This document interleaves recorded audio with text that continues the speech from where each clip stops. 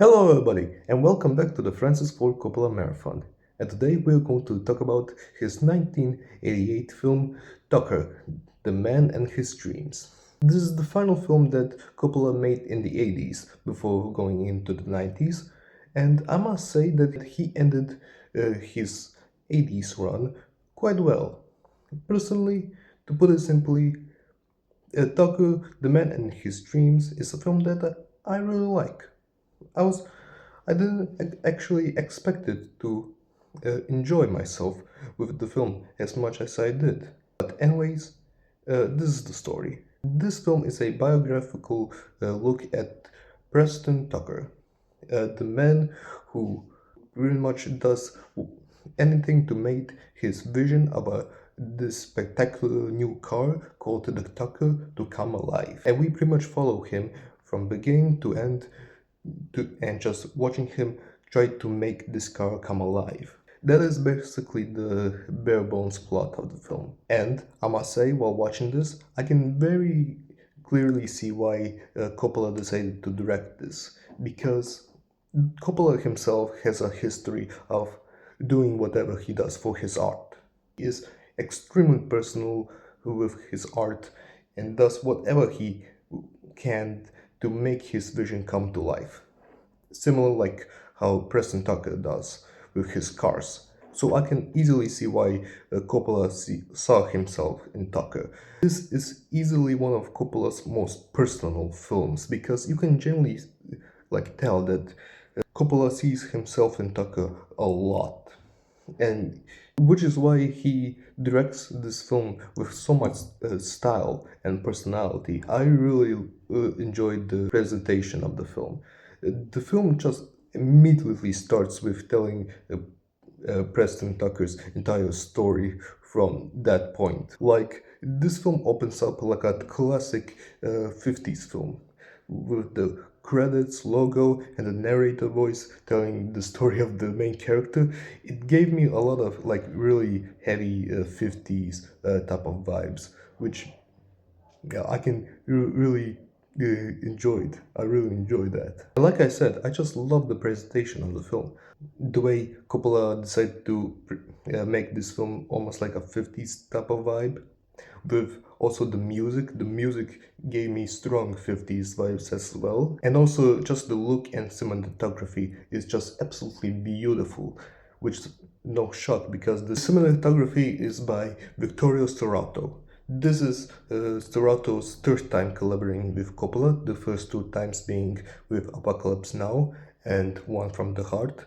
And once again, Storato just gives so much life in his cinematography. He does a beautiful job. This film is a beautiful feast for the eyes, with the lighting and just camera work is just beautifully made, which is no surprise because again it's Vittorio Storato.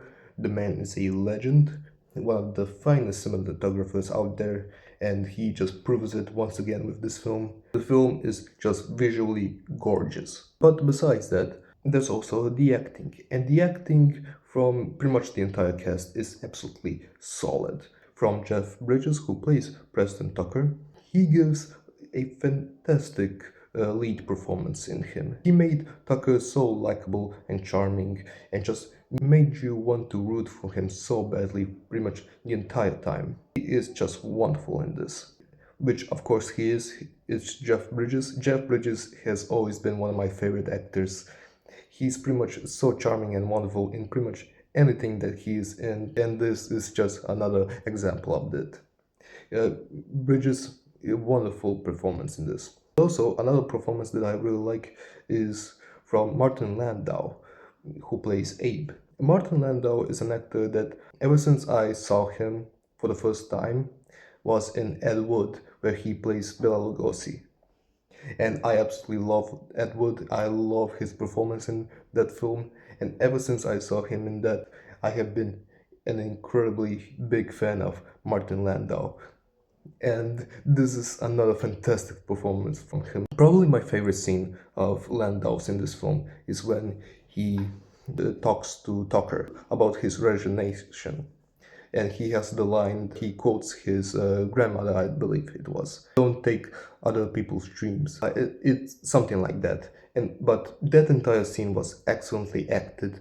Martin Landau, just my God, such a brilliant actor, and him crying just honestly tears me apart. He does an excellent job in this. And there is also Joanne Allen, who plays Tucker's wife, and she is just wonderful as well. I absolutely love her performance in this. I love that she's so like into her husband's work and does whatever she does to fight for his cars. It's just so wonderful. It's just such a wonderful dynamic between the both of them, and both Ellen and Bridges have absolutely nailed their dynamic. Absolutely wonderful. There's also a bunch of other actors in this that you may or may not recognize, from Mako, Dean Stockwell, uh, Christian Slater. There's a bunch of actors in this, like how there's a bunch of actors in most of Coppola's films, and pretty much everybody gives a fantastic performance. Pretty much nobody like plays it safe. Everybody gave it their all, and all of them are fantastic at it. Another thing that I forgot to mention is that I absolutely love the transitioning of this film. There's one time where Tucker just sits in his living room, I believe it was, and he talks to his team. And after saying his line, he walks, and in his new factory, oh my God, I'm a sucker for those kinds of transitions. There's a bunch of instances, there was a bunch of moments where like see through the telephone two different sides of the conversation, but you can tell that they're actually in the same studio, just between one wall. I'm a sucker for those kinds of stuff, and this film actually has a couple of them. It's fantastic to see. I love it. Now, this film does have a couple of flaws, but they're kind of minor, at least for me. And there's also a couple of scenes that I absolutely love.